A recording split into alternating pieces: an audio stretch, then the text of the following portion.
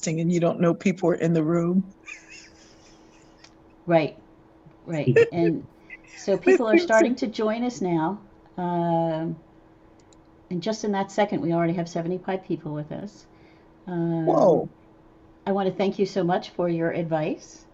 Um, our next speaker is actually a canon for the diocese here in Pennsylvania, and she's Wow. going to be talking to us about the work that she's doing around moral injury. Hmm. And she's the first, this is the first program in the United States that she's doing. And I've had the opportunity to do some volunteer work with her around it. And so we're excited about having her. But right now, we're most excited to have you with us, Dr. Berry. Ooh, thank you. I want to share with everyone that I have been so blessed to have Dr. Berry in my life, and she has helped me keep my head on straight many days when the isolation of living alone during this time and the sadness um, and to stop for a minute in the morning and listen to these stories.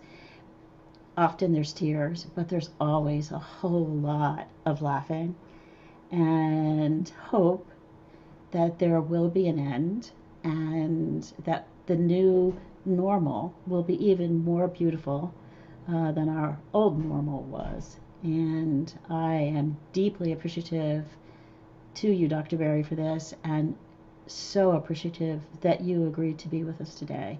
It means a lot to the people that are coming in the door right now, to their families, and to their children. And as every time when I listen to you, there is something that touches my soul, touches my heart. I know that will happen with the people that are here today. And we thank you. Thank you. That's wow.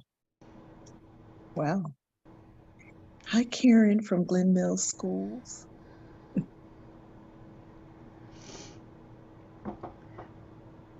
I'm We've had excited. people from all over the country, but we've even had them from outside the country stop into our Pennsylvania event.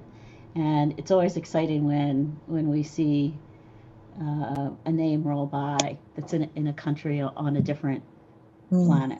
A planet. Listen to me.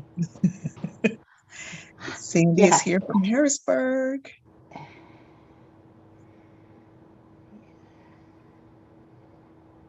Now, now, Dr. Barry, wasn't there a connection that you had with Pennsylvania? I grew up in Wilmington, Wilmington. That's right. You're right down the road Delaware. from us. Mm-hmm. I'm literally down the road. I am, Yeah. yeah. Lancaster, yay. Mercer, hey, Christy. Hi, Mary. Hi, Kay. Hazel. So, yeah, yeah. I open my mouth and a big pretzel falls out. Ah, I know with stores closing, I've had to find a new vendor for my pretzels. Oh, back in the day when you'd get them on the side of the road and they had just enough exhaust fumes on them. Oh, isn't that the truth? Ah, and then there's always a discussion about mustard. Oh, yes. Yeah, yeah. Spicy. Always spicy. Altoona, yay. Spicy Billy. mustard. Oh, yes, Jamal. I'm a spicy mustard person myself, yes. No, I'm a cheese girl. Tori, no, regular mustard, no spice, no. Mm-mm. Thank you. No, what are From you doing? Denmark. Oh, my goodness. Yay, plain. Connie, that's because you've been getting the exhaust fumes. Horseradish mustard. Mm. Hmm. So now I want a pretzel. Oh, And I'm down here in Savannah, Georgia, and I'm not getting a good pretzel. Oh, yeah, no. oh dear. No, no, no, no. They have subs here. I used to make subs when my kids were growing up, and I would make them stand at the end of the counter and order. Say, Like they Nate, were in a deli. yeah, like they're exactly right.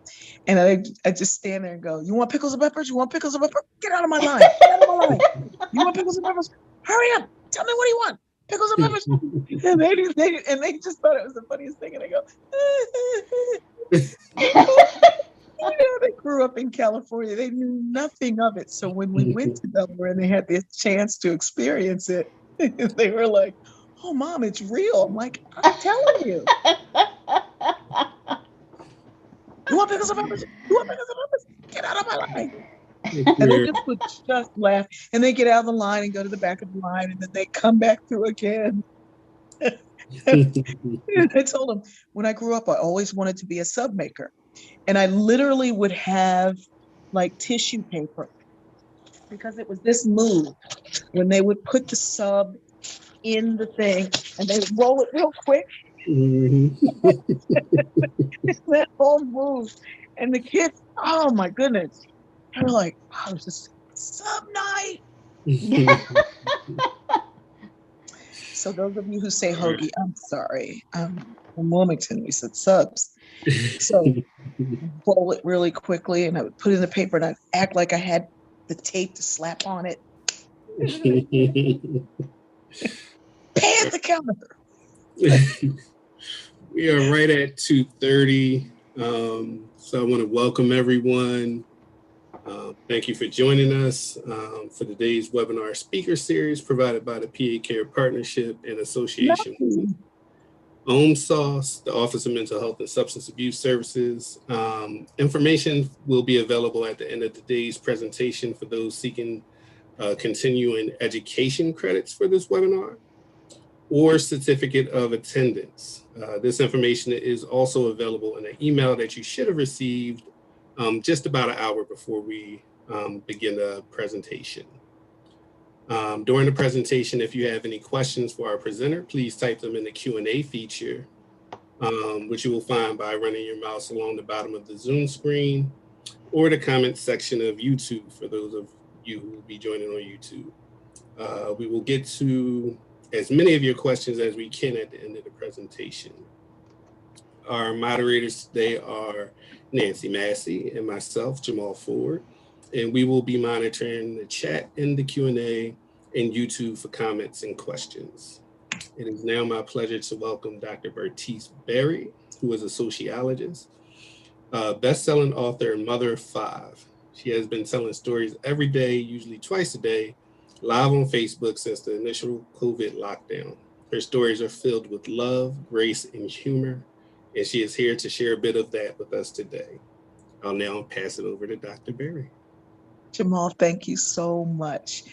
This was a really unique way of starting, just having that conversation about subs and family and everything. It was really beautiful and a lot of fun.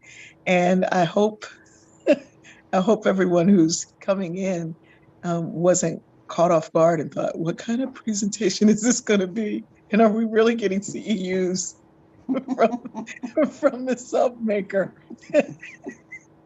So I am Bertice Berry. Only my children call me Dr. Berry. It's a requirement. I'm a mom, I'm a sociologist, I'm an author, a lecturer. But I found a new way of communicating. It's not a new way of communicating. I've communicated this way, but never with this much intention, never intentionally doing it this way. And as you heard during the pandemic, I started telling stories, and it came out of 2 questions that I asked myself. About a year and 2 weeks ago, I knew that all of my work was being canceled. I lecture and work with large corporations and organizations all over the world. And so I'm usually on a plane 4 or 5 times a week. And suddenly everything was canceled, everything was gone, everything had gone away. And I intentionally chose to look outside of myself, to not ask what I was going to do, but what I was going to do for others. And so I asked myself, what do I know incredibly well? What do I know in my sleep? What do I wake up knowing? What do I know so well that I don't have to stop and research it? What do I just know how to do? Sometimes that answer is not about the job that you have, the job title. It's about the skills, the abilities, the things that you can offer. Nancy heard that I had a new granddaughter coming, and she sent a beautiful shell, scalloped, beautiful knitted, crocheted something. I don't know how to do any of those things, but it is the most beautiful blanket for a newborn. What do you know? What can you do? And sometimes we go to the things that we used to do. And as my mother would say, used to and died, and used to had died. And so I had to figure out a new way of existing. I knew that I knew how to inspire hope. And I knew I had a lot of friends who were feeling rather hopeless. I knew how to sew. I learned to sew 3 years ago after suffering a head injury, and it was absolutely debilitating. I couldn't drive. I couldn't read, and I love to read. I couldn't stand the sound of someone writing on a piece of paper. I had a really confused and pain-filled existence for about 2 years. And at first, I was striving to get back to where I was, get back to what I called normal. And then one day it occurred to me, what if I couldn't? And so I decided I wanted to get to better. I asked to get to something better.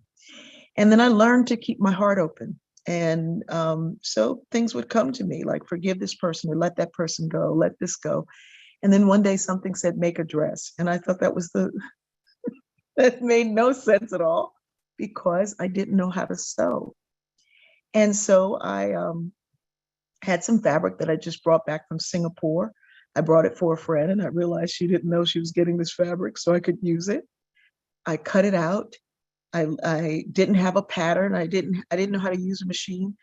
I made a dress, and it was wonderful. It was perfect. I wore it the next day to church, and someone said, "Did you lose weight?" I said, "No, I made my dress." And they said, "Well, give me a hug." And I said, "No, it may fall apart."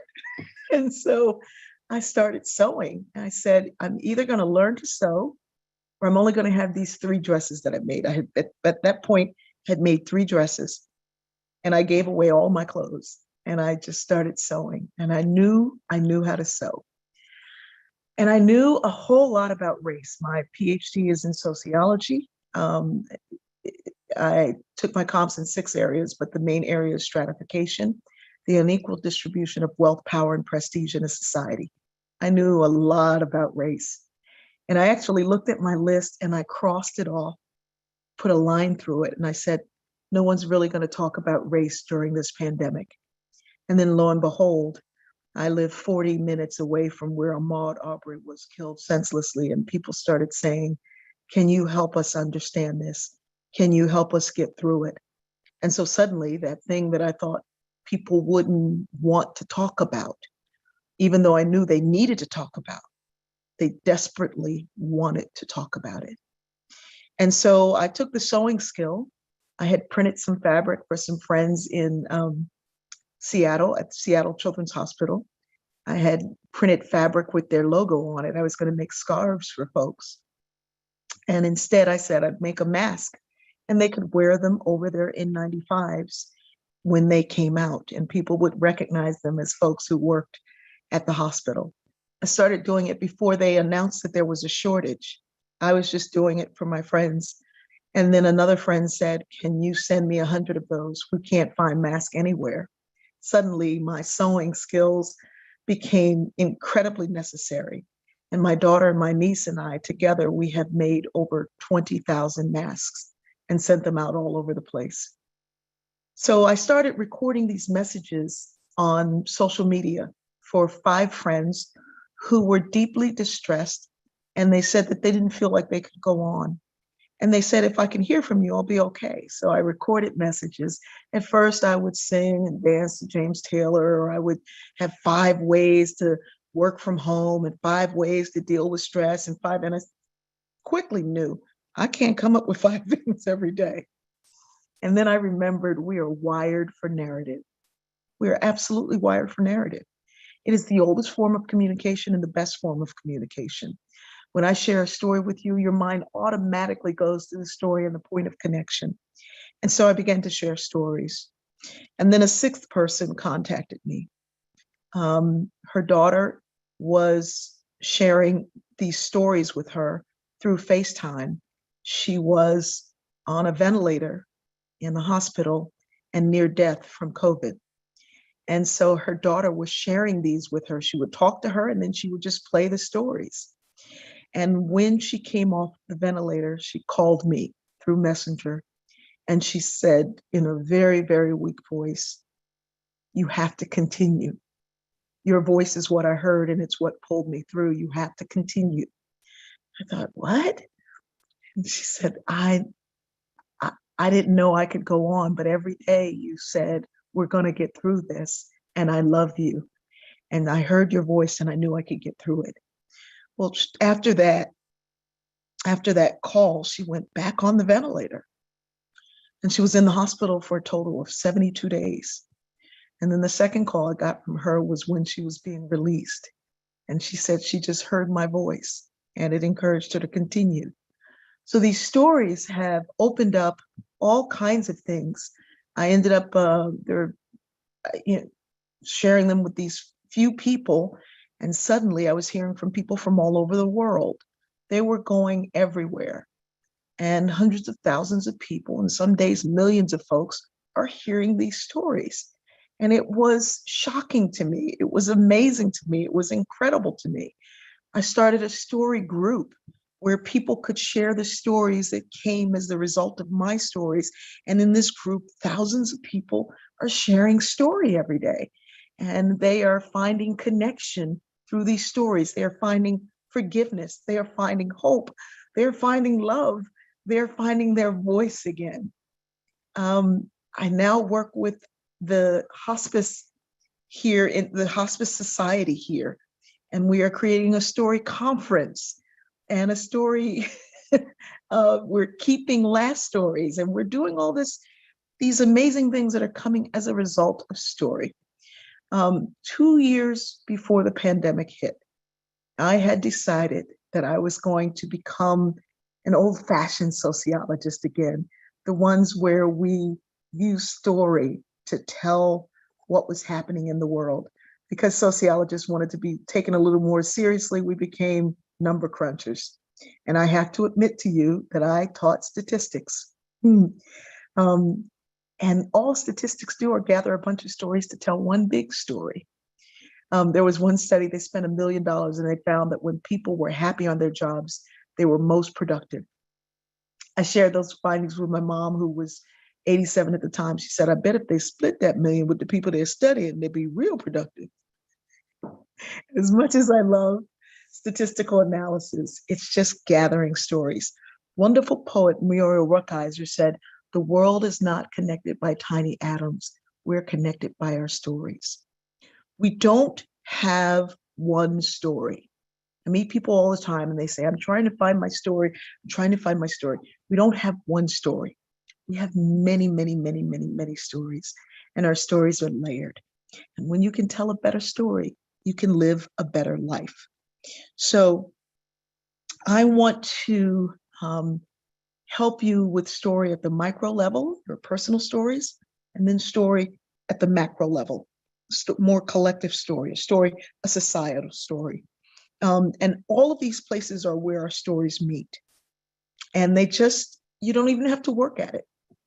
It just happens because we're neurologically wired that way. When I had the head injury, I went to the specialist and I said, you're going to have to fix it. He said, well, what's going on now? And I said, I was trying to pour milk in my tea and I was pouring it in my purse. And I knew it was wrong, but I couldn't stop myself.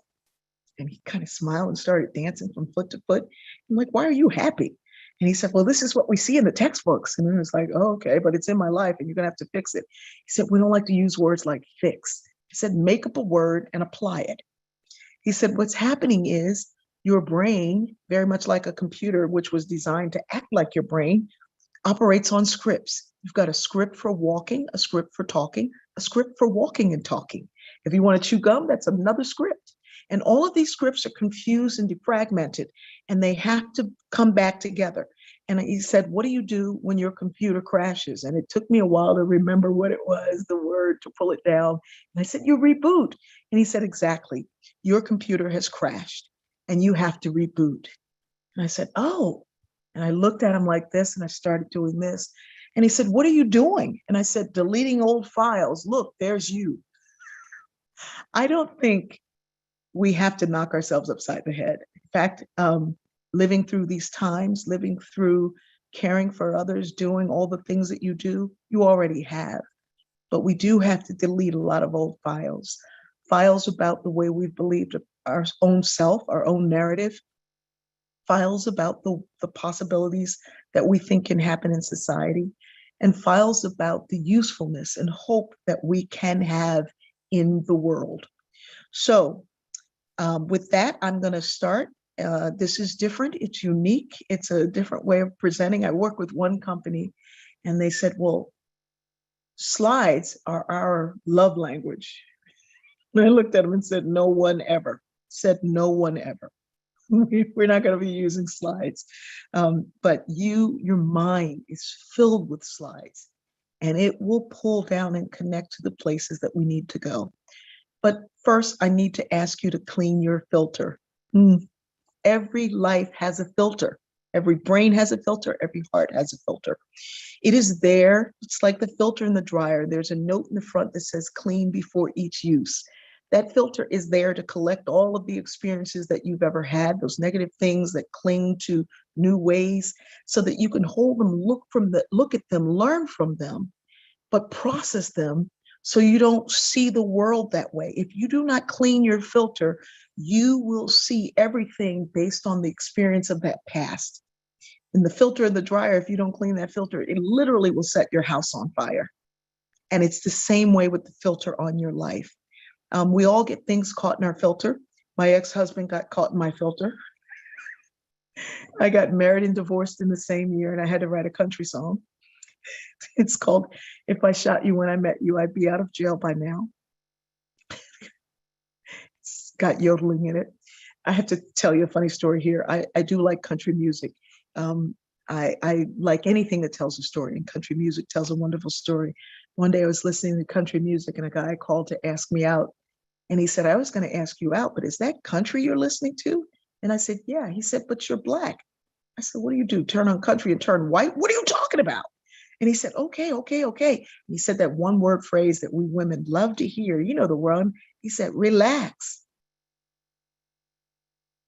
And I said, I was relaxed till you told me to relax. And he said, okay.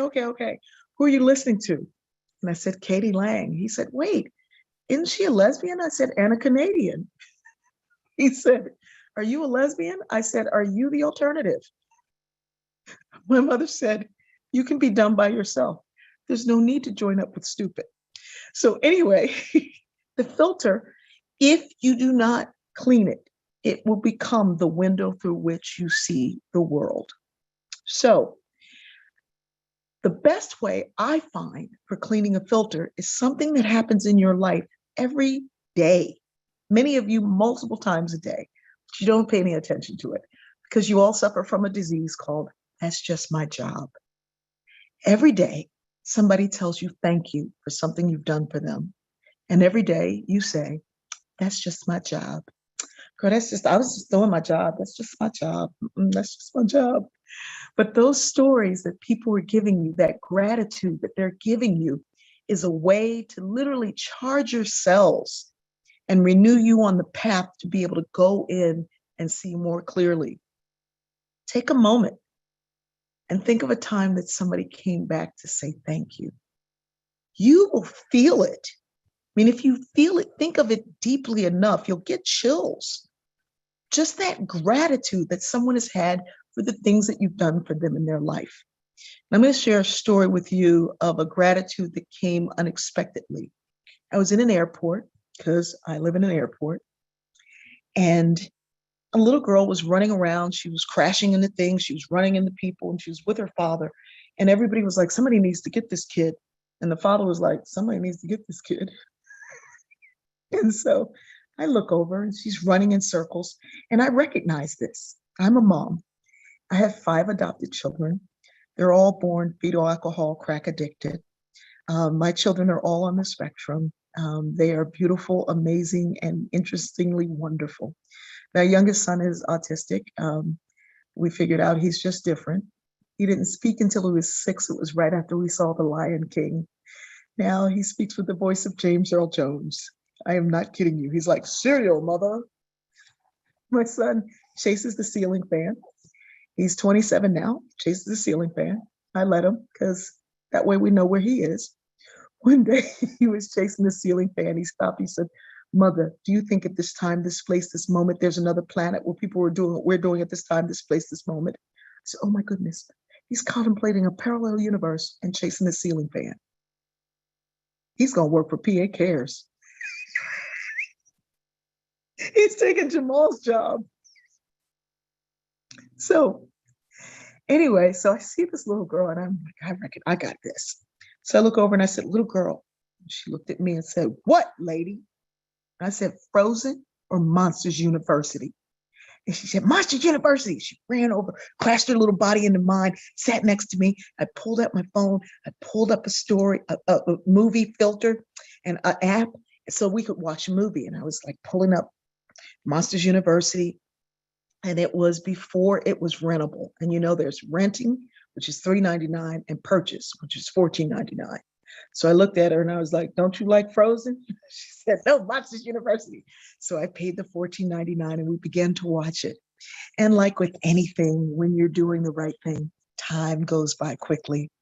Within a short period of time, they called for the flight. It was time to board. And I looked down, I said, I'm so sorry. We could have watched the whole thing if I thought about it sooner. She said, that's okay, lady. I've seen it before. And I'm like, you've seen it before. And I paid $14.99 for this thing. So I'm just like, that's okay. I said, well, next time I see you, we're going to watch the whole thing. She said, okay, lady, thank you so much. And she hugged me. And her father was like, oh, thank you so much. She is not sad. It's still the entire trip. And I was like, hey, you're welcome, but I didn't do it for you. So I get up to board the plane. And that day I'm in quite a bit of pain.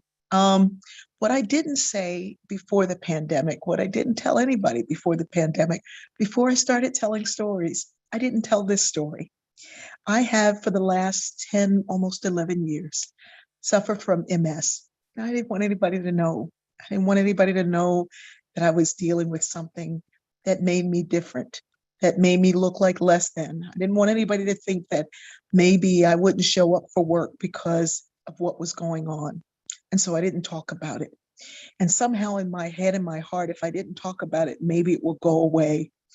But MS and chronic illness and mental illness and racism and all of these things that plague us don't work like that. You have to say it to be healed. You have to say it out loud. You have to let somebody know. And that day I got up and I went to board the flight, and the gate agent said, this is early boarding only. I said, I know, I need to board early. Sometimes I fall and I don't want to fall down the jet bridge. I'm having a difficult day. She said, it's for people with assisted devices. It's not for you. I said, I understand, but I need to board early. And because I'm a bajillion mile flyer, I'm multi-million platinum on everybody's airline, I scanned my own boarding pass and I went on the plane. And of course, once they see your status, then things kind of change in their behavior. I got down the jet bridge and I was really having difficulty. And I got on the plane and I plopped down in my seat. And the flight attendant came over and said, how are you? And I said, I'm doing okay. And I thought of all the other people who go to work trying to look like everything's fine when you know it isn't, trying to act like everything's okay when you know it isn't. And so she must have recognized it. And she was like, well, okay. And she started talking loud to me, like maybe I couldn't hear her. And she said, well, this is first class and your seat is back there in coach. Where's your ticket? I'll show you where your seat is. I stopped and I wondered, what is it about this woman that makes her think that I'm in the wrong seat, that I don't know where I'm seated? I didn't take it internally. I didn't think there was something wrong with me. I thought there must be something with her for her to think that I shouldn't be in this seat. But I'll be honest with you, I started to get angry. And this anger was coming from just sick of this, tired of this, This has happened too long, too many times. When is this stuff going to ever stop? And I was angry. And the angrier I got, the more pain I felt. And just when I was about to spiral into madness, that little girl came running on the plane. She was like, lady, lady, lady. I said, what is it, kid? I'm over here. She came running up to me and she handed me this. And it was so small, I couldn't see it. And I said, what is that? It's the glove to her doll. She said, now you have one and I have one. We sisters. And she ran back to her seat. Well, I keep this little thing on the inside of my Kindle. It stays right there.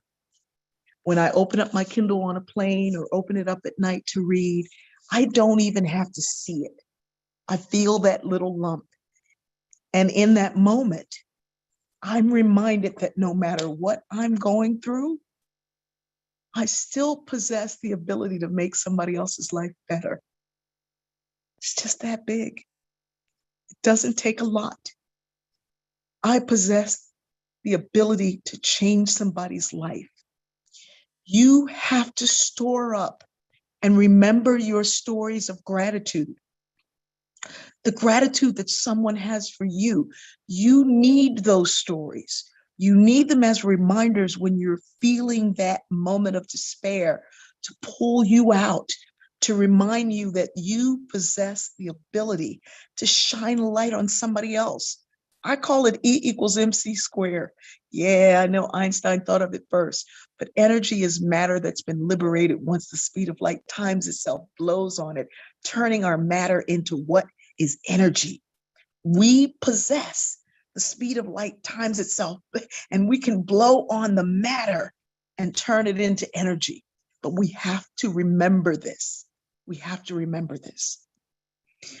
So in sociological storytelling, we use story to get to the things to frame the narrative of what it is that is wrong, that what ails us in society, what needs to be changed, fixed, improved upon.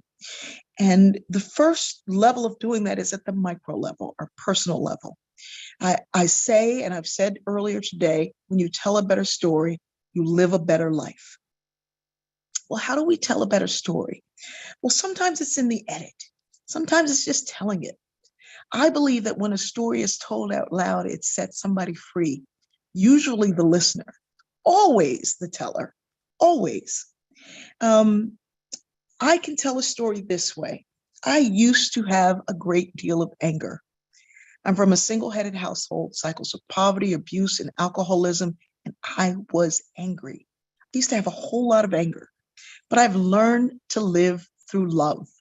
I can say it that way. Or I can say I've learned to live through love. But child, I used to have a lot of anger. You can tell with that subtle reversal that leaving it on anger lends you to go into that anger, to wonder about the anger.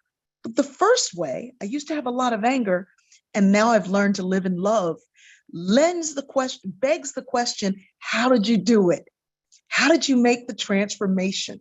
If I said it the first way, I've learned to live through love, but I used to have a lot of anger. You begin to think about that. What was that life like? What were you like?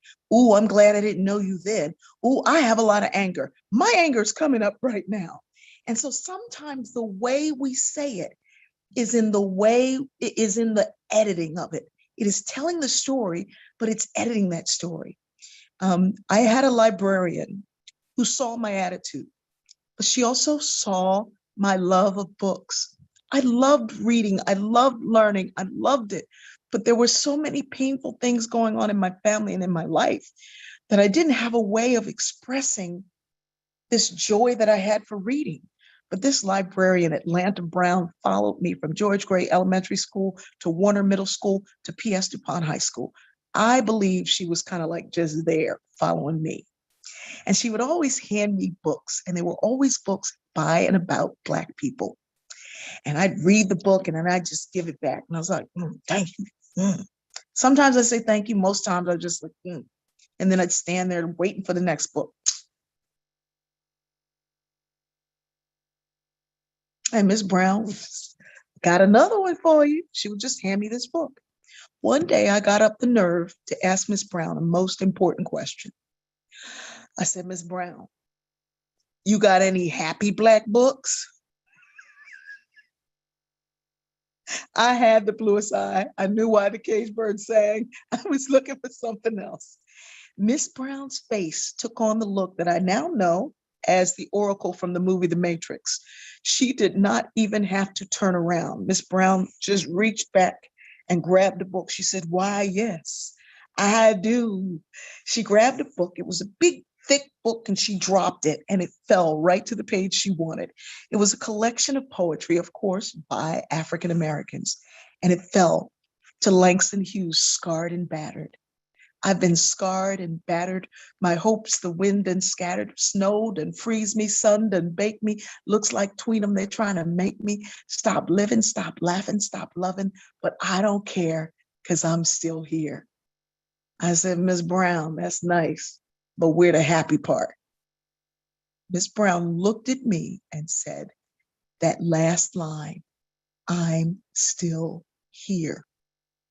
And it's up to you to figure out what to do with the fact that you are still here. That question plagued me for months. I started researching, what does it mean to be still here? What is Langston Hughes talking about? I came to understand the first passage of enslavement, where Africans were captured and forced to walk to the ships. They were told that if you ever saw that large body of water, more water with no end, that you should drop your heart because you're never coming back. Then that middle passage where they were crammed into those ships and taken from Africa to the Americas. And then that final passage when they landed in the Americas, and it wasn't just done there. If you landed in New York, if you landed in Delaware, and we have a saying in Delaware, first to get them, last to let them go. If you landed there and was sold there, but you were enslaved to Alabama, you walked the rest of the way. So that final passage, and somehow someone lived through all of that, to have a child to live through that, to make it to emancipation, to live through that, to make it through Jim Crow, to make it through the civil rights era, to make it through to me being here, that I'm still here.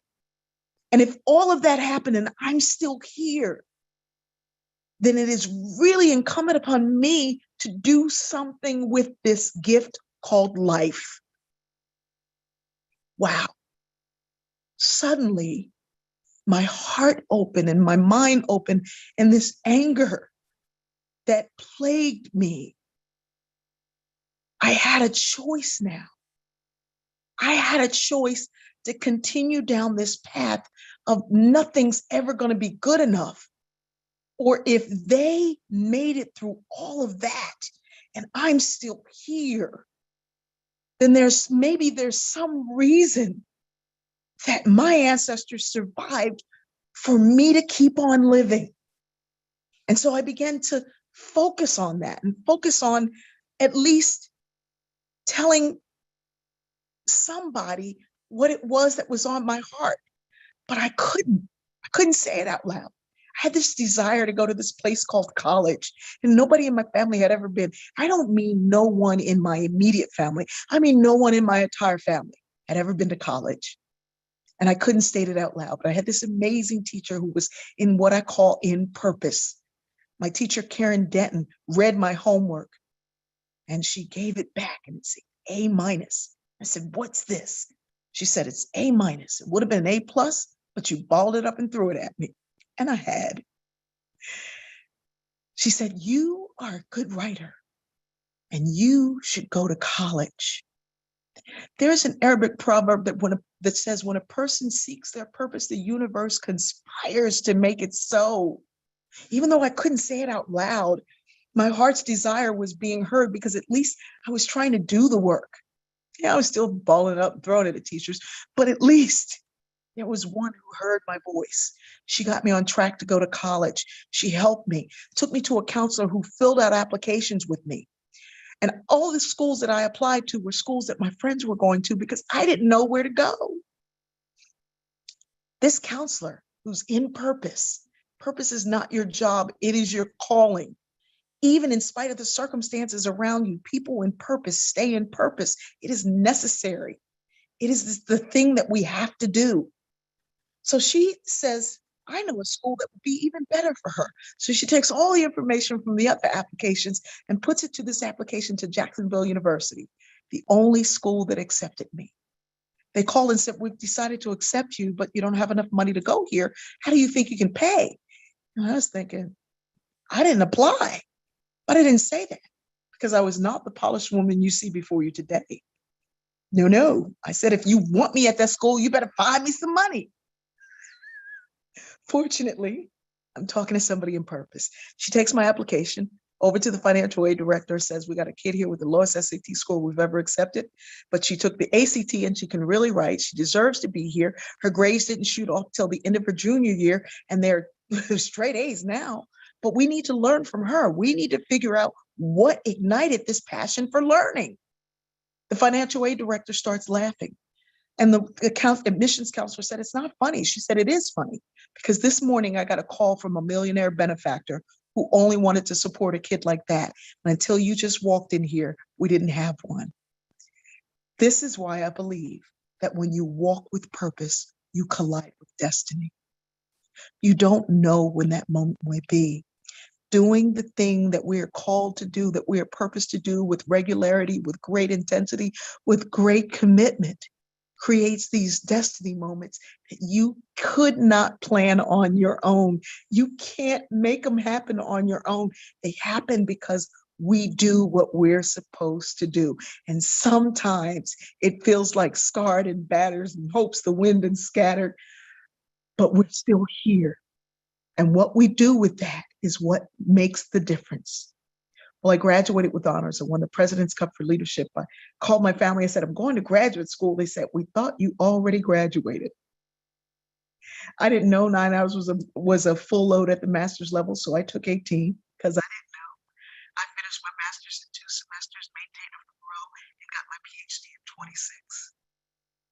Had I continued in my anger, in my resentment, I wouldn't be here. But more importantly, if others doing the kind of work that you all do didn't see my heart, didn't see my light, didn't see something in me, I wouldn't have made it. We need each other. The self is social. We are connected to each other from the time we get up to the time we go to sleep. And we just have to begin to see those connections in a more hopeful and positive way, doing what I'm called to do, you doing what you're called to do, and somewhere along the way, these things meet.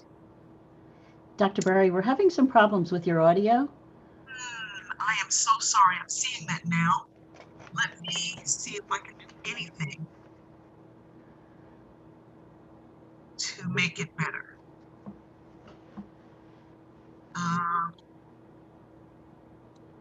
How is it now?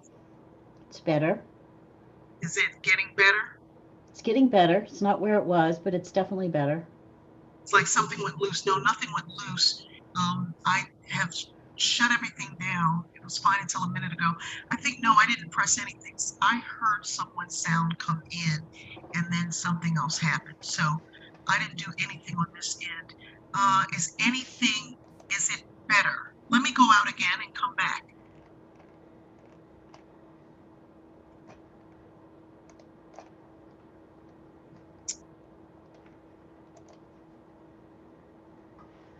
How is that now?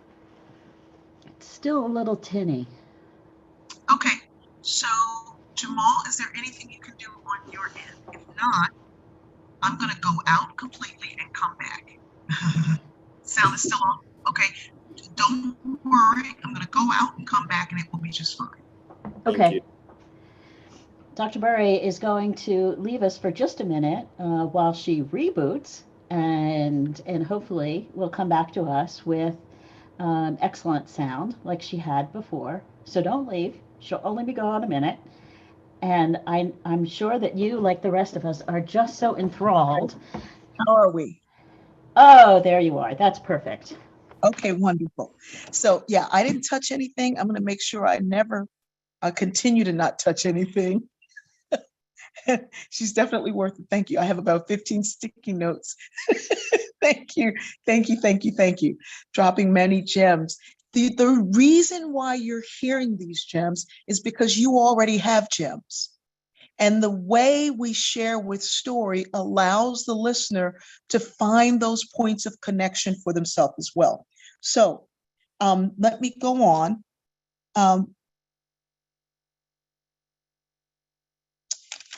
We are telling stories. I'm going to give you an example so that you understand what I'm saying. Sometimes we're telling stories, we're looking for stories at the micro level, when really we need to be telling that story at a macro level. And I'm going to talk about race a moment here. We keep spending energy looking for the racist. You're a racist, or that was racist, or you're racist, instead of looking at the systemic nature of racism in our society. If we all live in this society and racism is impacting all of us, then it is incumbent upon all of us to do something to dismantle the racism in the system, so that where I live, wherever I am, the areas that I work in, what I do, I need to first dismantle it in my own head, in my own heart, and then work in the agencies of socialization that I live in. Rather than pointing a finger at somebody over there, what you did, this over here, that over there, doing it that way, seeing it that way, changes that narrative. I'll give you another example. The way we do diversity training and talk about diversity is always like, I'm going to do diversity as a favor to you people. Diversity is my favor to you people. Diversity is really not about kumbaya, can't we all get along? Diversity is about critical thinking. It's about doing the negation of the negation of the negation of the negation until you can get to the best of all possible worlds. You can't get to the best of all possible worlds with one thought. You can't think critically with one thought. Or as my mother would say, inbreeding does not give birth to genius. So the more you experience, the more you evolve. Now, diversity is not about me doing something for you over there. It's about me doing something for me in here. The more diverse my thinking, the better I am for society. So diversity is this thing that we all need, not something that you're doing for those folks over there. It's a shift in the way we see it, but it is critical in the way we express this and see the world and live in the world. My children one day were in a car with a friend, and somebody cut her off, and she blew her horn, and she said a racist phrase. And my kids were like, "What is that?" They had never heard the term. And she said, "Well, it's a term we have for white people. You never heard that?" And they said, "No, we never heard that." And so she said, "Oh." And she said she felt ashamed. She felt ashamed because the kids were like, "What are you talking about?" And so she said, instead of moving out of her shame, she built a defensive wall around it. And she said, oh, that's right. I forget, y'all grew up in the diversity house. Well, what do you call white people? And she said, all of my children in unison said to her, people. And she said, whoa. She said, now I really felt ashamed, but I knew rather than stay in that shame, I had to move out of that into something else, or I would find ways to point a finger at them instead of seeing myself as the problem. And so we have these ways of sharing our story, of sharing our narrative, of using what we learn as truth. But a lot of it is we're afraid to. We're afraid of how we'll be approached, or of what other people will think, of what they will know, of how they will say it, of how they will respond to us. But that's the other cure, that the more we share, the closer we get. When we share these stories, we begin to laugh together and love together. And there are some stories that I can only tell in my house. And there are some stories that I can tell in a group like this. But the more we share this way, we begin to connect. Brains that fire together, wire together. Stories that fire together, wire together. We are wired for this. So, there are some, no, let me just tell this one other story. Sometimes our fear is keeping us from sharing this way.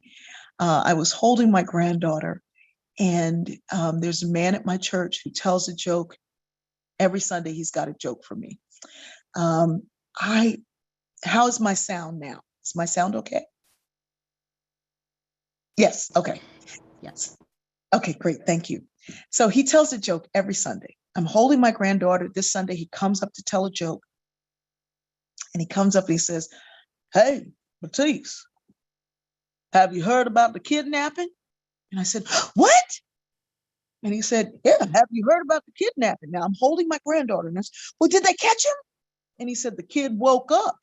And I said, "But did they catch him before the kid woke up?" And he said, the kid woke up.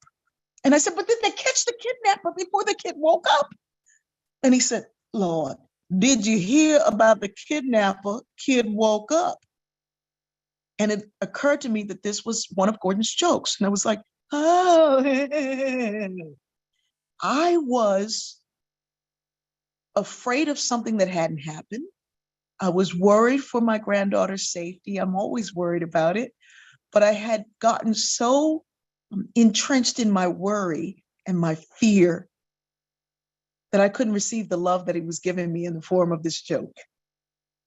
And so now, whenever I call Gordon, I tell him, "Tell me the joke." I mean, he's always got another joke, but I want to hear that one. And he says, "You're my best audience." He can tell me that same joke over and over again. And I laugh so hard because I'm not just laughing at the joke. It's a dad joke. I'm not laughing at the joke. I'm laughing at myself and how I was keeping that humor from coming to me. I was keeping it from being a part of my experience. And so sometimes we can't receive what we need to receive because we're taking the things that we're going through so seriously. And I'm going to tell you right now, I was not equipped, prepared, nor was I desirous of being a mother of 5 kids with extra needs. I wasn't.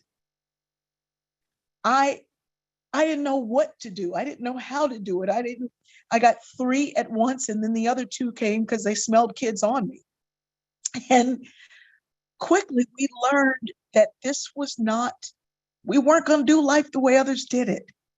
I thought I knew a lot about diversity. I thought I knew a lot about human nature. I thought I knew a whole lot of things. But these children taught me that the greatest area of diversity is not how we look, how we worship, how we vote, it's how we process information. And all of them process it differently. And so I started telling stories, and they would tell me back the story.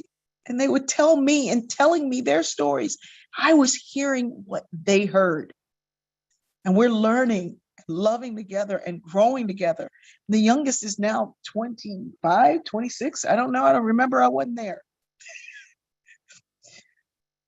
But who they are and who they've become and who I've become as a result of this beautiful gift that was given to me that very often felt like a burden. But when I could reframe the narrative, I had a sign on my door that said, on my office door, that said, "Are you dying? Are you bleeding? Are you losing your mind? If not, don't come in." And my daughter every single day would knock. And I go, "What is it?" She go, "I'm losing my mind." I say, "Come on in." She'd come in. And I say, "You guys are driving me crazy." And she said, "Is it a good crazy?" And so for years, our license plate said "good crazy," because what we became was this family that had so many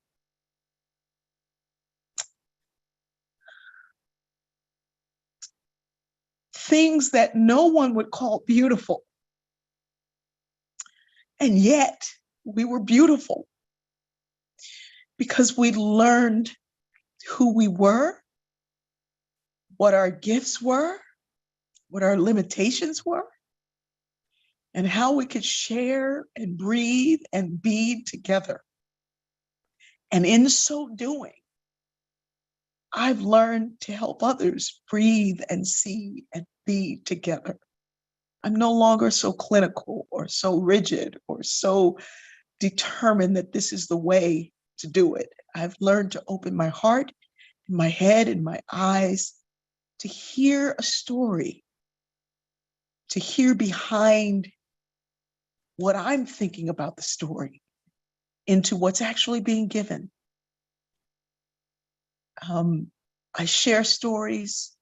Even I tell people all the time, don't share someone else's story. Just share your story. Your stories are so amazing. Don't tell anybody else's story. Just tell yours. Tell how you were related, how you connected, what happened. Tell your story. My mom lived with us.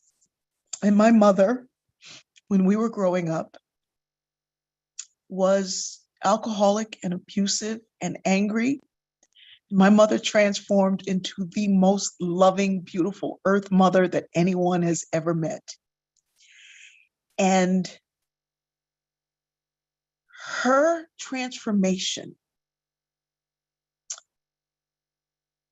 has been a gift for me. It has enabled me to see the possibility, because this woman who abused me every day became the reason for me to love more deeply. My mom, at 85, had a brain tumor, and it resulted in 5 heart attacks and 6 strokes over that 2-year period. She'd be up and she'd be down, she'd be up and she'd be down. She lived with us the last 17 years of her life, and she was delightful. People would fly in to be around my mother and to hear her stories. And my mother was raised by her grandparents who were lived on a plantation during enslavement in Delaware with an abolitionist, and they were all descendants of abolitionists, and they had these amazing stories. So my mom was sharing stories of her life, and she didn't tell all of her stories. She actually left them to me in a journal because she couldn't tell the most painful stories. But on the day she died, she said, I've been staying here all this time because I didn't know, I didn't have anything to give you. And I said, Mom, stop it. You've given me laughter. You've given me love. You've given me renewed hope. She said, no, but I needed to leave you something. You know, I don't have any money. And all the good jewelry I have, you gave it to me. I didn't think it'd be right to give that back. And I was like, yes, it would. She said, I know what to give you. And she said, when you go talk to people who do more for others than they do for themselves, I want you to share this with them. I said, wow, the morphine drip's really working. And she said, I'm going to take all of the generational baggage, the hurt, the shame, the things that happened to me, my mother, and her mother before her. I'm going to pack it up and take it with me to the other side. I'm leaving you a clean slate. And when you go talk to people who do more for everybody else than they do for themselves, you tell them that me and the ancestors are leaving them a clean slate. And every day they get to start new. This gift that she gave me is the gift that I give to you, this clean slate, that we get to start new. We get to find our own stories. We get to find our own life. I found my mother's journals 6 months after she had died. And in those journals, she told the stories of the things that made her that angry, abusive woman. And those stories were terrible, terrible stories of abuse and neglect and molestation. And I had no way of knowing. And I could have continued in my life happy that I had my mother. But there was something in getting that why that gave me another piece in this journey. My editor says when a person dies, the library closes. It's our job to keep that library open. And I think it's not only our stories, but the stories of our ancestors that are connecting us if we will just be still and listen. So I want to really thank you for listening and for the intensity with which you're listening and for your heart and for your love. But I want to take the rest of this time to open up. I'm going to ask Nancy, who is a wonderful, wonderful light, to moderate some of the questions and comments from the chat. And I will continue the conversation that way. So thank you all. Thank you so very much. Well, thank you, Dr. Berry. I was determined I wasn't going to cry, and I did. Sorry about it. Oh, and I know I'm not the only one, and I'm just so grateful that you're here with us today. We all appreciate how open you are, and transparent, that word that gets thrown around. I think you show us what it means. And I continue to be grateful. Thank you. Thank you. Thank you. There's a couple of comments that are here, not questions so much, that I'd like to share with you. Mm. And one is, I lost my mother a week ago this past Saturday, and this is so very special to me. Thank you for a clean slate. Oh, thank you. Thank you for sharing your mother with us. Thank you for sharing. You haven't lost her. You've gained a whole nother way of communicating. I watch Columbo sometimes with my mom. And the first time I did it, I was missing my mother so dearly. It was the anniversary of her passing. And I was just crying. And I'm going to turn on Columbo. And I turned on Columbo. And I fell asleep like I always do watching Columbo. And it was almost as if I felt someone getting up off my bed. And my mother would watch in my room, and then she'd get up and go to her room. And it felt like that. And I opened my eyes and there was nothing there. And I was like, oh no, I missed mom. I miss my mother. I miss my mother. And I could hear my mother in my spirit say to me, you can't miss me. And she said, lo, I am with you always. And I was like, no, mom, that was Jesus. And she said, no, Jesus came to show the way. I'm now in the way. And I knew that that was not me making that up. I'm not that smart. I'm not that deep. And that whole thing that there is this, I have a line in one of my novels. The main character says, if you're not dead, you're not done. And even dead don't mean done. And I want to encourage you to keep lifting your mother up. Lift her up. Tell stories of love and light, joy and laughter. Keep lifting her up. And the more you do that, the greater the opportunity it is for you to feel this closeness that I do now with my mom. Thank you for that, Dr. Berry.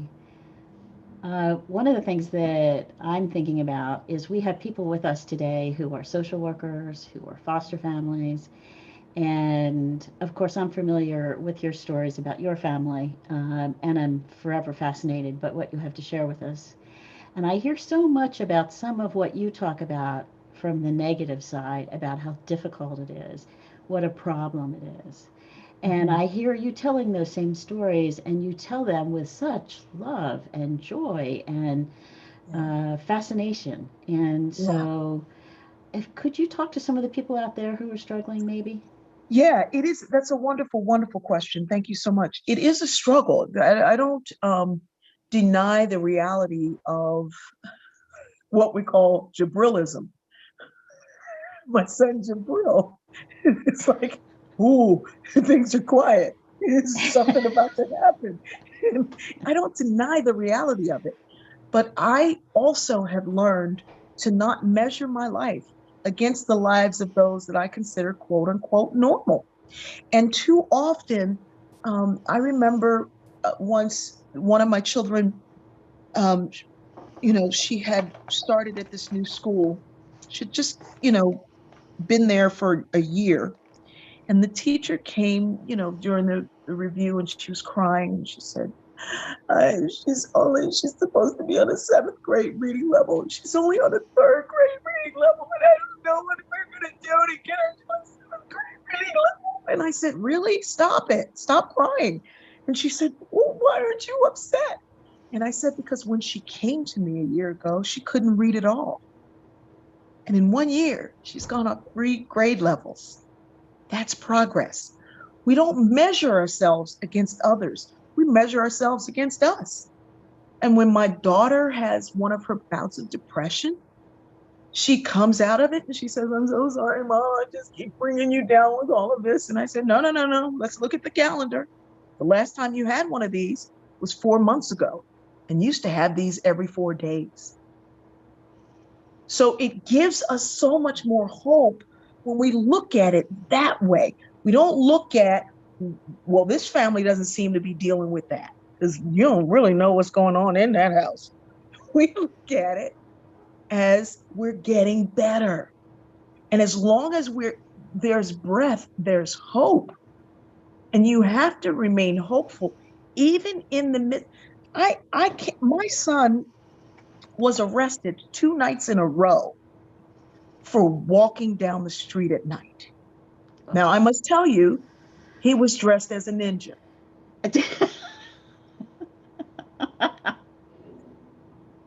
You can already, but the fear and the processing and the things that you have to go through to explain to someone else what's going on. They don't understand this man dressed as a ninja.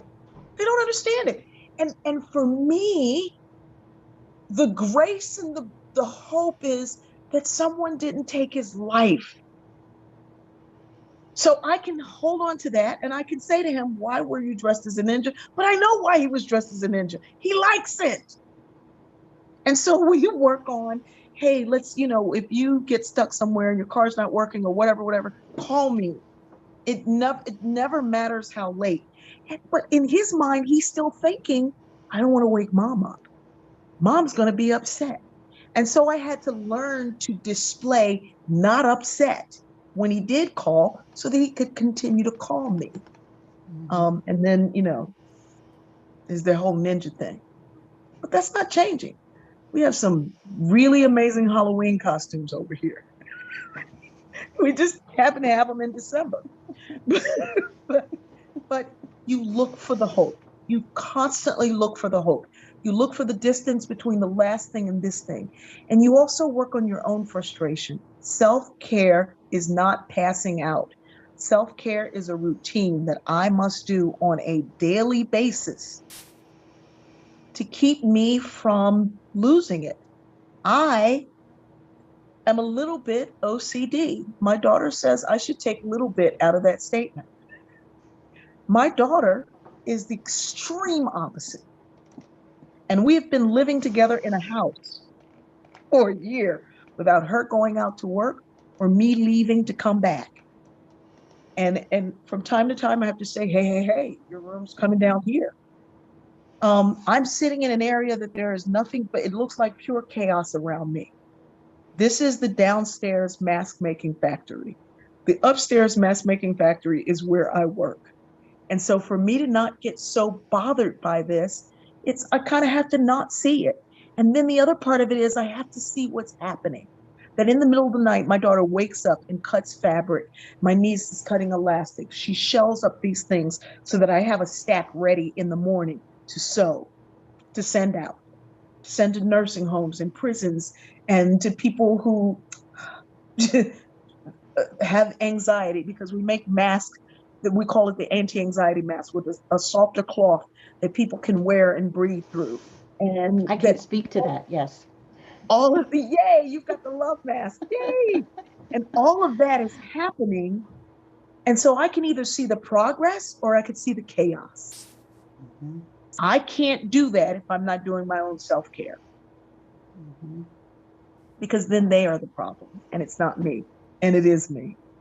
I shared a story this morning about my daughter buying me some natural deodorant, and I kept walking through the house trying to figure out what this weird smell was. It was me.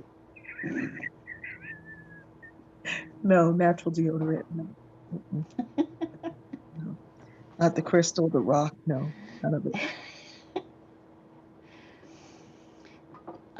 Dr. Berry, one of the things that I was personally thinking about and am struggling with is self-care. Hmm. And I know that I'm not alone in that. And in this past year, it has become an issue for all of us Yes. to learn about self-care. And I can self-care for me, I am alone. And that's a certain type of self-care. Most people are with their families and dealing with Yes. things they've never dealt with before and still need to Hmm. put self-care first. Can you Yes. give us any hints, tips, Yes. tricks? Absolutely. So I want you to put on your diversity thinking caps. And I need diversity for every solution that I'm going to get. Because again, the more diverse the environment, the more creative, productive, intelligent are the things, inventive are the things that are coming from it, right? So in the morning, I pull from all kinds of things. And my wellness routine looks incredibly different from most people's because it's mine. You know, people will, oh, well, you should do this, or you should do that, or you should do this, or you should do that. No, no, no. Pull from different areas of your life, things that you know, things that you've learned, things that work for you, and pull them all together to make them work. So in the morning, I get up. I get up very early because I'm very much a morning person. So I get up. The first thing I do, I walk around the bed and I make it. And that is a prayer of gratitude for me. Making my bed in the morning is a gratitude thing. My mother used to do it. She'd say, when your feet hit the floor, make the bed. It tells God, thank you for the fact that you have a bed. Truly, she was just trying to get us to make our beds. Some people are not bed making people. That's okay. You don't have to make your bed because some people say, when I come home, I'm going to get back in it anyway. You don't have to make a bed. That's what I do. I'm pulling from my mother's wisdom and my mother's love and that practice of gratitude. But also for me with MS, will I be able to roll over this morning? Will I be able to get up? And when I can, walking around that bed and reaching across it to make it is another part of that gratitude. I'm saying thank you the entire time. I move from there. I have very severe asthma. So I need to do a medicated breathing treatment every morning, particularly this time of year. I have to do that breathing treatment. So when I sit in a chair that has that, it's like a massage chair, but it really is breaking up all the stuff in my lungs and such. So I'm in that chair. I'm doing my breathing treatment. The chair is going. I pull out my book of common prayer. I'm reading my daily prayers, my meditation. That's me. It's ancient. It's old, but that's a part of comes. That's my discipline. That's my faith. You don't have to do what my faith is. Even if you're atheist, you've got things that you do that you need to pull together in your wellness routine. When I'm finished with that, I get up. I've done all of that. That's 7 to 17 minutes. I get up, I do some stretching and toning routine that I created for my own self. I do that stretching and toning routine. I end on the floor. And when I'm done with the part that I've got to do on the floor, working on my core, I'm already down there. I meditate. I have a period of time when I meditate. Prayer is talking to God, meditation is listening. So I stay down there and I meditate and I listen. And I sometimes things come in my mind and I say, what did you come for? What are you here for? What do I need to know? Why am I concerned with you? And I have that conversation. But at this point, by the time I get into the shower, I'm already singing. That's my morning routine. I have another routine in the evening. But I find that being consistent that way is getting me to the destination that I need to get to. And then after I've showered, I've gotten dressed, I've got to climb my stairs to go and tell a story. And climbing those stairs, some days it takes me longer to climb the stairs than it does to tell a story. But every time I do it, every single time I do it, I know that there are some things in me that are being worked out. When I first started, it was 1 foot, 1 foot. now it's one foot after the other. And every single day I'm getting better because I have a routine of wellness in the morning and a routine of wellness in the evening. And it is never going to be as cookie cutter as we think. Throughout the day, I'm connecting with people. Sometimes I only connect this way. For the most part, I'm an introvert who's forced to be an extrovert. I have learned to talk to people, but I probably spend most of my day in silence, reading and learning and then doing, this kind of work. So you have to figure out who you are to figure out what works for you. And when you create these combinations of things and you start doing it with great consistency, you will find an amazing thing. You'll see yourself differently. You'll see yourself happier. Suddenly, people who used to get on the phone and gossip with or complain with or, talk about how bad things were, you don't even want to do that anymore. You begin to change and grow from within. Thank you for that, Dr. Berry. I had a question in the chat real quick that I wanted to ask you, because the chat was moving really fast. I saw it. I was like, oh, this is a good one. So Rebecca Henry asked, how do you know when someone, specifically a child, is ready to hear their story? She says her son was adopted through foster care and he is asking questions about where he came from. His story did not start as a happy story. Okay, so it did start as a happy story for you when he got to you and started there, started at that point. Okay, if he's asking, he's ready to know his story, but you have to determine how much of that story you give him. He's probably not ready for all of it yet, but it started as a happy story. I was praying for love in my life, and here you came. You came to me. And that's how we started together. But before that, your parents, who at one point really loved you and wanted you here, they fell into some really hard times and they couldn't take care of you. They didn't know how to take care of you. They had a very difficult time taking care of you and things fell apart. And so I was praying and I was asking and I was wanting, and someone must have heard me and you must have heard me and you found me and I found you. And then as that child gets older, you can begin to share more and more aspects of the story. It's not that you don't tell them their story, but you don't tell them all of their story until they're ready to process it. And how do we process it? We process through love. We process the story. You cannot tell someone else's story. You know what happened to him. You know who did what happened to them. You don't know why. And so because you don't know why, you don't tell it. You don't use the judgment of that story.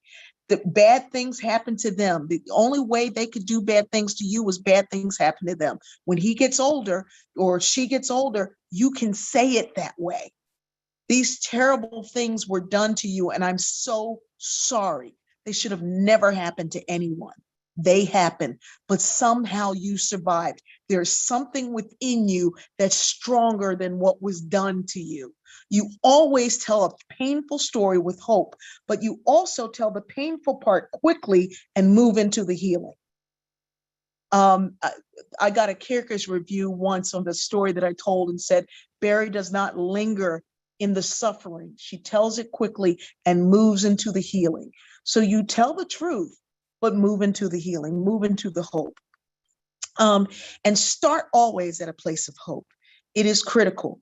You cannot tell everything at once. You cannot tell everything to a mind that's not ready to process it all yet. You have to give pieces. And you may want to create a ceremony around it. Are you ready to hear more of your story? On your birthday, I can tell you more of your story. Or you don't even say more of your stories. There's some more things I can tell you about. And these were horrible, horrible things. Because when you hear them that way, when you learn them that way, that child has a chance to create their own narrative without being burdened with trying to deal with all of that sorrow. My son my oldest son, we had his learning evaluation done, and they said, we don't know how he's doing as well as he's doing in his classes. His IQ, his abilities, none of these things say that he should be able to do any of this. And I was like, well, just don't tell him. Please do not tell him. And so I did not. And he is now a recruiter at a university, admissions counselor at a university, recruiter and admissions counselor. And, you know, as he got older, I told him more and more and more. And at one point I said to him, you know, these are the symptoms. Let's look at the things that come along with your, you know, being fetal alcohol and crack addicted. And we went down the list together. And I said, which of these things do you experience? And he's like, definitely that, definitely that, definitely that, definitely that. And why didn't you tell me this before? And I said, yeah, you seem to be doing pretty good. You're doing amazingly well, aren't you? And he said, wait a minute, I am. It was like, but at that point, he could handle this truth about himself that he didn't wallow in. You don't want to put something on a child to the point where that's all they think of themselves. And we don't know how they'll process it. And if you don't really have that, you know, that shift until later, we want to wait until all of that is happening so that they can process it a little bit better. So I hope that makes some sense. Tell the story, tell it from a place of hope, tell it from the beginning, which is joyful. We found each other. And then tell what they can handle and tell it without judgment. That was beautiful. Thank you. Thank you. Before I have another question here, Jamal, since you are our youth and young adult specialist, I was wondering if you had any questions or anything you'd like to bring to Dr. Berry right now. Jamal's in charge of every youth in the entire state. Apparently, that's of Pennsylvania. And that's a lot. It's a lot. I can't think of anything at the moment. I've been looking at the chat and some of the Q&A, and so many really good questions there that I haven't really had time to think of any of my own. But Jamal, I know that you could say something to Dr. Berry right now about what has been most helpful. Well, no, let me ask you a question. Go ahead. I'm sorry, Jamal. No, you asked the question. No, you go ahead. No, you go ahead. From my perspective, and this is water. I know I seem really happy, but I have only had one drink in my life. It was on a plane last year, and I asked for orange juice and cranberry juice, and somehow he heard tequila sunrise. Uh-huh. And I took a gulp, and I talked like a tick for 10 minutes and then passed out.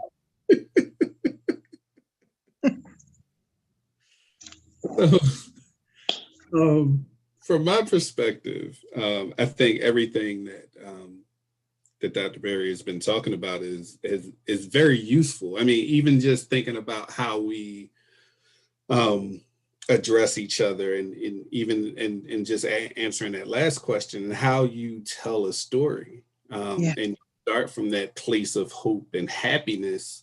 Because everything isn't bad. It's like I just, she was talking and I was kind of thinking back to all of the stories that I've heard in my life, essentially. And it's like, oh my God. And it frames the way that you think about people and situations. We don't know, why people end up where they end up, you know what I mean? Because we don't know their entire story. Mm-hmm. But we judge what we see based upon what it is that they're presented to us at the time. Yes. I try very hard not to do that in my life now, but I know a lot better, and it's because I've been to school and I've done a lot of training and listened to people like Dr. Berry who say these are the way that so you start to gain all of these different perspectives on how we interact. And I think, you know, a lot of what we suffer in this world could be cured with interaction. So I just the thoughts of, you know, everything that I've been hearing today, and kind of making me reflect on things that I've experienced in my life, and, you know, working with youth and who've, you know, had some really difficult times, but, you know, trying to get them to see that there is good and that they aren't bad, because, you know, that there's a lot of youth out there who have gone through some really hard things, but they blame themselves, and trying to get youth to understand that part. So thank you for reinforcing everything that I believe in myself. Things I think, you know, when we're working with people, we have to remember that hope and being kind, not only to them, but to ourselves. So, yeah. thank you. Yeah. You know, in being kind to yourself, it gives way to being kind to others. I think we're so busy trying to be nice to somebody else, but not to our own self, right? And it allows for you to hear differently when you're a little bit more forgiving. Well, I didn't know, you know, I didn't understand. I didn't know before. Now I know. I can, you know, I like when people say, when you know better, you do better. I'm like, in what world? I ate a chocolate bar yesterday during Lent, and it gives me asthma attacks in the morning. I know better. I didn't do better. What Maya Angelou said was, do the best that you can until you can know better. And then when you know better, do better. She's not saying that you automatically do better just because you know it. It's one of the reasons why I no longer give out, you know, where are my slides and handouts and takeaways and what should I take away? You should take away what you need to take away, and I'll take away what I need to take away. And somewhere in there, we got some better ways of being. You know, I was reminded when you were talking of the fact that I wanted to be a chemical engineer. You know, you grow up in Delaware, the DuPonts put the dream of becoming a chemical engineer in the drinking water of every child. Anyway, they had these after school programs where you could do a job with someone in the field that you wanted to be in. It was a summer program. And I was going to work with this chemist. And my hair was braided, and I had spent all night making sure every part was perfect and every braid was perfect. And I had it right. And I had spent all my little cleaning money because I cleaned houses and banks. I spent all my cleaning money on a new linen top and a skirt. And I was so excited about working with this chemical engineer. And I go in, and his assistant said to me, "Your hair is not professional. You can't work in here with that hair." And I said, "So what should I do?" And she said, "You can't work here." And so I had used my little bus pass to get there, and I had to walk back to the office to get another job placement. And all the jobs had been taken except for a job in the food stamp office. And so I was going to be a file clerk in the food stamp office. And I walked in, and the woman looked at me and said, "Oh, your hair is so beautiful." And she walked me around and introduced me to everybody in there. And then they told me what my job would be. And every day I was supposed to go over the caseworker's records and make sure everything was filed away, you know, in the right place. And because I was kind of quick, I had been cleaning houses and banks, and so I was a hard worker. I had time, and I'd be reading these files. And I would see in some cases, food stamps had been awarded when they shouldn't have been, because I'd seen the other file where there was another member in the household that was also getting food stamps for all those people in that household. So I was cross-tabulating all of these files and doing all of this. And I started a little log, and the boss came in the aisle and said, "What are you doing?" And I was caught, and I told her. And she said, "Oh my goodness." And then she gave me a job reviewing those files. And she was another one of those people that said, "You should go to college." And you know, at that time, somebody saying it out loud, but recognizing this thing in me as a researcher, as, you know, so now I'm like, I don't want to be a chemical engineer anymore. what do you all do? And she's like, I'm a social worker. Then I want to be a social worker. And so, and then I go into social work, and then I decide I want sociology. But it came out of this really bad treatment of me not getting what I was supposed to get. And it could have turned into, nothing ever works for me. Everything is always goes bad. Life is never going to be good for me. But instead, there was this person there who, the irony of this story is the woman who told me my hair wasn't professional was a Black woman. The woman who told me my story was wonderful was a white woman. So it was, again, one of these seeds of saying, don't just make assumptions based on what you see and what you hear. Look for the truth along the way. It was another one of those things that opened my heart early on to seeing a little bit differently. We all get those clues and cues, but the framing of society puts us and pulls us in one camp or the other camp, and it keeps us divided. But Jamal, you're absolutely right. Listening to story, even my stories, opens up your stories, and you find those points of connection, and you can quickly go to your own solutions and begin to live a better life. So thank you, thank you, thank you. Thank you, Jamal. We're getting towards the end. And so what I'm going to do is I'm going to make one announcement. We've had so many people say, how can we follow Dr. Berry? And I've put Facebook, in the chat. So I'll say it again. I'm also on the Insta for you young people. Oh, yes, that's true. The young and people, then can't forget closed them. caption is on YouTube in closed caption. And then I share in LinkedIn, but I will tell you, I don't share every story in LinkedIn because those are professional connections. And sometimes my stories are not that professional. So all you have to do is search for Dr. Bertice, Bertice, Berry, and you'll find her all over social media. Yeah, and it's the same on Instagram as well. Yeah. Yeah. And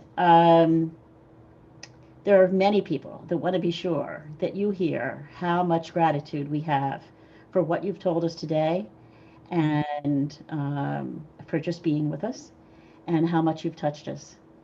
And I have one last question, and it should be an easy one.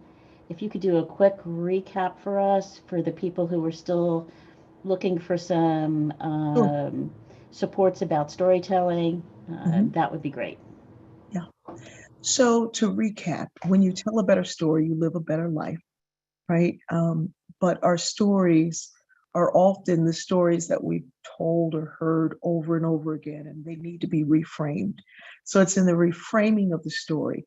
Are you telling a story that's at the micro level, the individual level, or is it a macro story? Sometimes the stories we think are just me are more of a we story. It's a societal impacting the individual story. Sometimes when we're looking at society, it's really individual. So we have to know which way that story is actually going.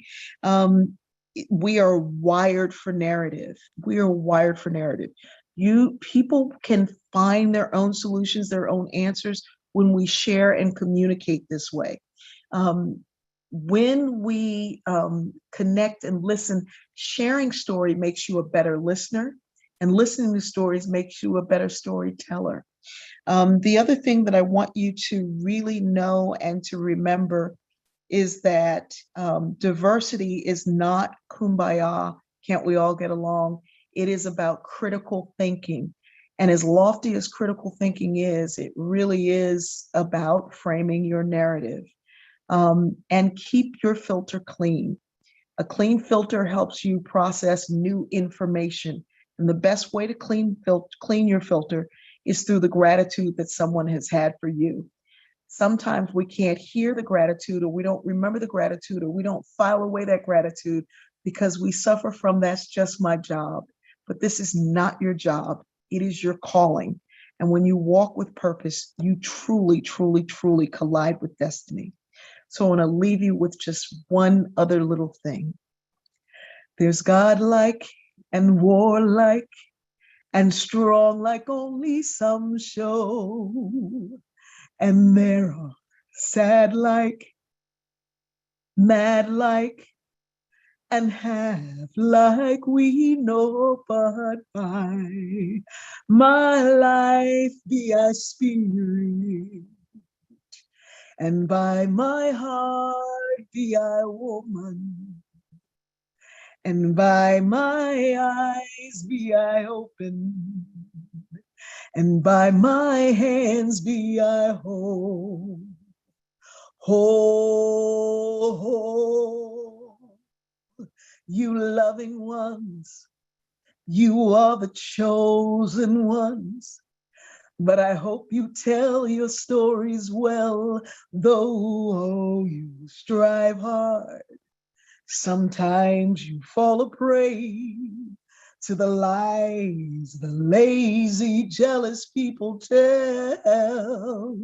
But by your life, be you spirit, and by your heart, be you human, and by your eyes, be you open, and by your word, be we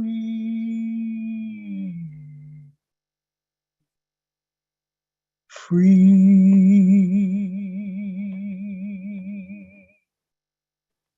Thank you, thank you, thank you for the light that you shine on all that matters. Thank you so much.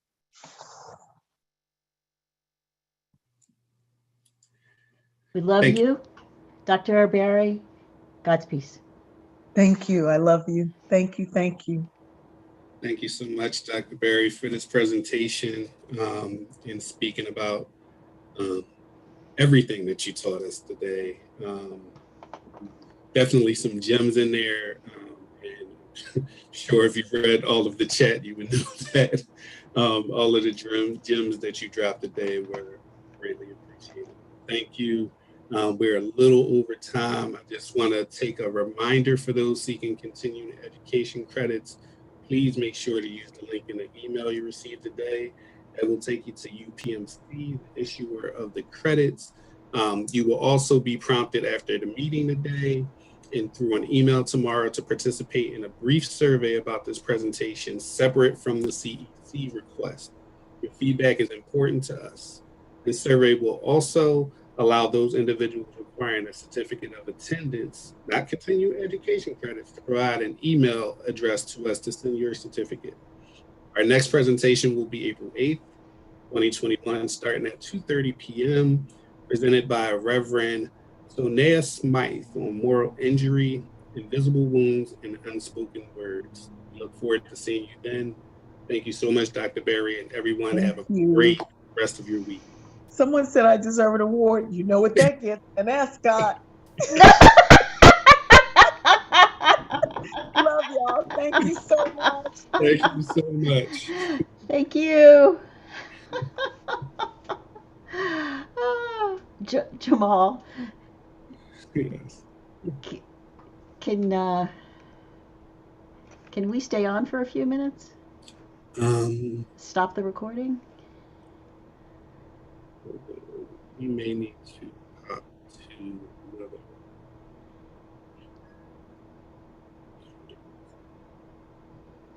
Oh, let me just answer this person.